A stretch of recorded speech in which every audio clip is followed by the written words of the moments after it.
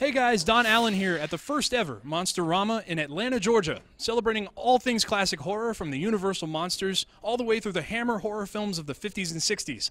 Let's go take a look around.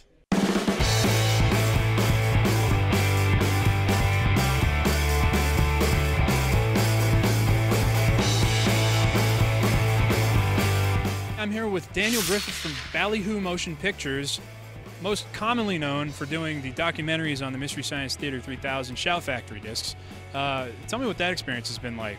When I was approached to do the bonus features by Shout, it was really to do documentaries that explored the making of the films themselves. I was working at a documentary about an obscure film distributor named K. Gordon Murray. One of the films that MST had riffed was a movie called Santa Claus. Most people would remember it as Santa Claus kind of matching wits with the devil. Your reindeer will turn into powder. You will starve to death, and I will rule the earth.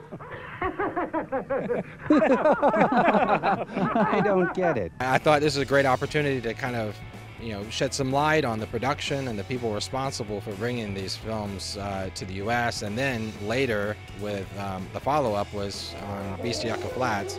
It's basically like a silent film with the dubbing of the dialogue put in post. So it's pretty awkward. But it was a chance to educate people on these films and the reason why they're either obscure or misunderstood.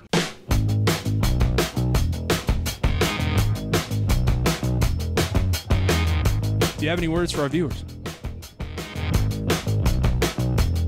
I'm here with Laura Huber from Beautiful Monsters Jewelry. You said this was one of your boyfriends? So I set him on fire.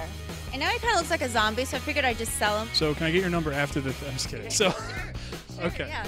All right. Wow. Oh, that's a good... That is the best question ever.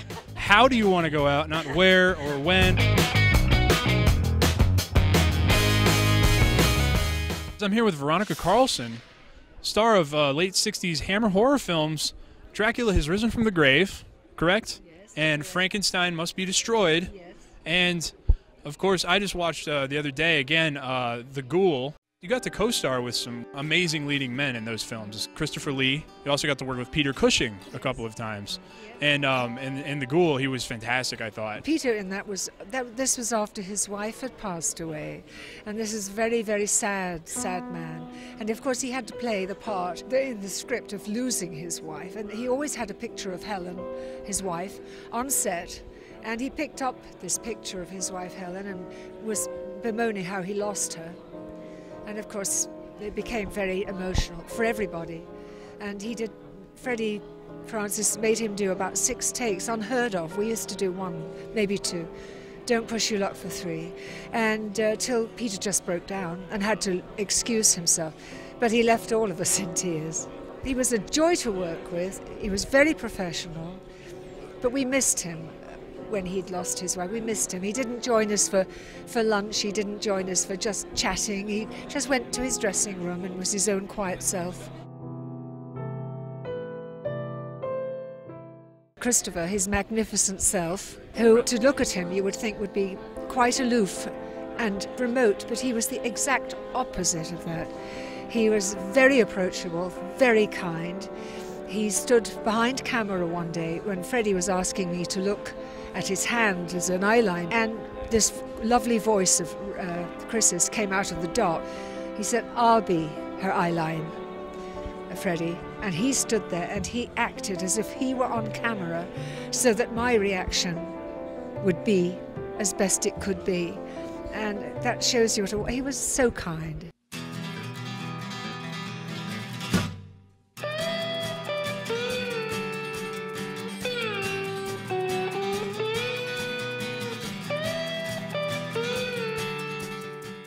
Hey, I'm here with Scott Tepperman, formerly of Ghost Hunters International, and now turned actor, director, producer, pretty much all-around handyman for movies. So tell us a little bit about GHI, first of all. What was your experience on the show like?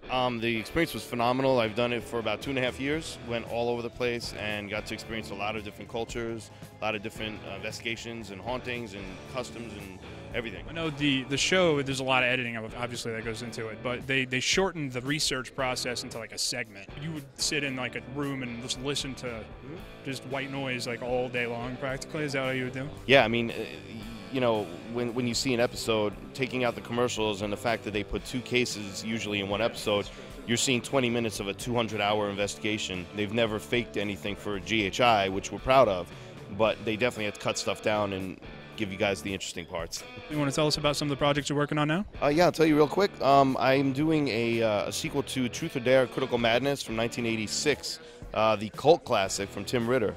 And Tim Ritter and I met a couple years back. We hit it off really well, and we're doing a sequel to that. And I'm going to be co-directing with him. I'm going to be starring in it. It's my first starring role, so I'm pretty excited. I've also just finished up work on Don't Look in the Basement 2, which is a direct sequel to SF Brownrigg's film from the 70s. And it's directed by the original director's son, and it's shot in the same location. Some of the original actors from the film, too. So it's right. So it has some of the original cast and everything. And I'm working currently on Night of the Living Dead Genesis with Matt Cloud. He's the director, writer, producer, all-around cool guy for it. And Judith O'Day, who plays Barbara, is returning as Barbara. They're coming to get you, Barbara. Stop it! You're ignorant. They're coming for you, Barbara.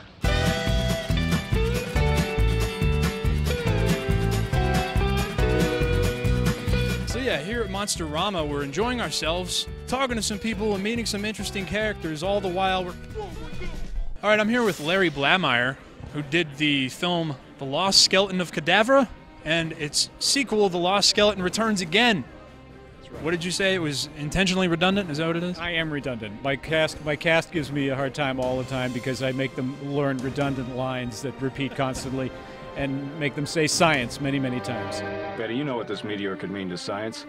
It could mean actual advances in the field of science. What was the thought process behind the initial foray into this kind of filmmaking? There were 2 things, main things.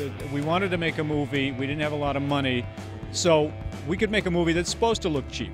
And it is. It's supposed to look like a 1950s cheap movie, very low budget. The other thing was to make something that was like what I grew up on, which is the B movies, sci-fi movies of the 50s. I love them, and I wanted to sort of make a tribute to that.